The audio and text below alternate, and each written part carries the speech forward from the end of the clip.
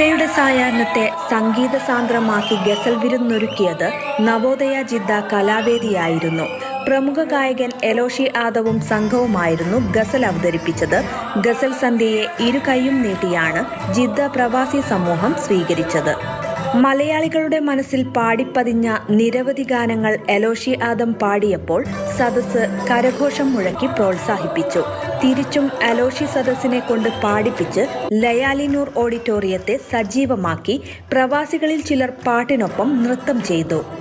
4 മണിക്കൂറിനടുത്ത് തുടർച്ചയായി പെയ്ത ഗസൽ മഴ തോർന്ന് ജിദ്ദയിലെ സംഗീത പ്രേമികൾ ലയാലിനൂർ ഓഡിറ്റോറിയം വിട്ടത് വിസ്മരിക്കാനാവാത്ത ഒരു നവോദയോത്സവത്തിന്റെ കുളിർമഴയോടെയായിരുന്നു.